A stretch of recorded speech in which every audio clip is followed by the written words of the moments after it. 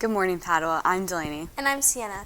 Today you will hear about an art event in Philly, the artist of a mural within Padua, as well as a real-life Santa. All this and more on today's PATV Cycle 7 show.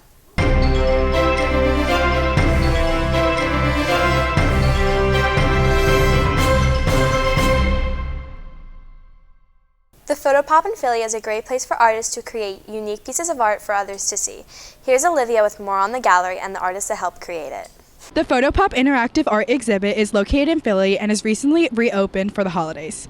Customers are able to take one-of-a-kind pictures in front of backgrounds that were created by local artists. One local artist, Samantha Carroll, created the Holiday Illumination exhibit. I've always enjoyed playing with new materials and challenging myself in new ways. The embellishment with silver, the round shape is something very different that I've never really done with my work. All of them are made from scratch. It took Carol about 2 weeks in total to create her exhibit. She has been doing art for her entire life. It's how I find my channel, and it's a therapy, it's my hustle, it's my life. I don't know who I would be without it. She loves what she is doing and wants to continue her passion throughout her life. One of her fellow artists, Emily Taylor Rogers, created an entire room for the Photopop art exhibit. It took her over 50 hours to put together the room the way she envisioned it. I have been making art, drawing, painting my entire life. It became my career about 3 years ago when I decided to leave my full-time job to focus on becoming a full-time artist. Both of these artists were asked by Photopop to participate in their Winter Wonderland exhibit. This is their third collection being shown. Their past exhibits were Red, White, and Blue, Sweet Paradise, and Winter Wonderland.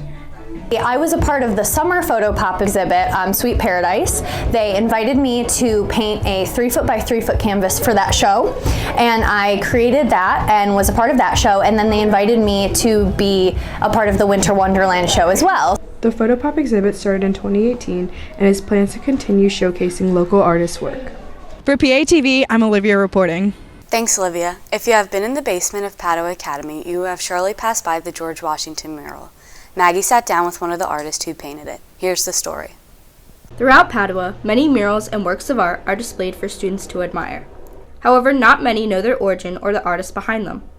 I had the opportunity to interview one of the artists, Susan Campanelli. She is one of 3 contributing artists of this mural, a recreation of Arnold Freeberg's The Prayer at Valley Forge, depicting George Washington. I think it's a great piece that was chosen to be displayed, and it's been here since when we finished in 1978, so it's a long time. I just think the solitude of it, and a very famous general who did become our first president kneeling there in solitude in the woods praying. It's touching. But how did such a touching piece come to be recreated? Campanelli's art teacher, Mrs. Esquith, had decided that Padua had room for a mural. And she got together her 2 best painters in art class, which was myself and Lucia Finicaro, and we decided to, I don't remember how we picked this particular piece, but we knew it would look beautiful. However, beauty takes time. The painting ended up taking 2 years, both Campanelli's and Finicaro's junior and senior year of 1977 and 1978. We could only work on the piece during art class and then after school. So that kind of limited us on the time of getting it done too. But we would come down here after school was out, and it was kind of creepy because it was all dark and quiet. And I'm like, Sonia, you have to stay and you have to help me. I have to work on this. So I kind of twisted her arm to help me. But we would come down here, and that's when she would help me. But I do remember Brother Mike would always come down to check on us. How's it going? Are you doing? Oh yeah, it's looking good. Then the St. Bernard had her little bed down here too. So he was always coming up and down, and he would check on us. Support came not only from the staff and the St. Bernard, but from the entire school. People would say, wow, I can't believe you guys are doing such a great job. Little did she know her 3 daughters would attend Padua and see her hard work displayed every day. Campanelli remembers them coming home and telling her, that's my mom's painting. That's her signature. My mom painted that. So that was kind of cool that I had that other legacy of my 3 daughters coming here too, and that I left it here. There's no doubt that this mural has affected Campanelli's life. I don't want to get emotional, but it's been a long time, so it's kind of neat. It's neat to come back and see it. This has been Maggie reporting for PA TV. Thanks, Maggie. Christmas is right around the corner, and apparently Santa has been receiving a lot of gift lists at the North Pole. Heather got the chance to talk to the man himself. Here's the story. As the Christmas season approaches, many businesses and malls also get in the Christmas spirit. Santa at the Christiana Mall explains his journey to becoming Santa. I love to sing, and I was growing a beard, and I walked into a rehearsal for a group called the Dickens Carolers. And when I walked in, one of the women started singing Santa Baby, and she told the lady in charge, says, "This is our Santa."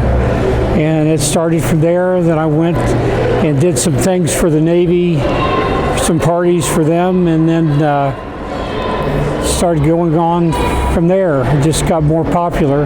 Then I retired, and this is what I do a couple months of the year. He explains the craziest toys kids have asked for. I had a kid ask me for a basketball court one time, and I told him, I said, "Do you really think I can put that in the sleigh?" So, and I've had him ask me for a Jack-in-the-Box, which seemed kind of strange. But Even though the times have changed immensely, it seems the most common toys for kids have stayed the same. the girls, a lot of times it's either a Barbie or an American Girl doll, and the boys, a lot of times it's games, video games. For PATV, this has been Heather reporting. Thanks, Heather. Well, that's our show for today and our final Cycle 7 show of the year. Have a Merry Christmas and a Happy New Year, and be sure to tune in next time to stay up to date with all things Padua.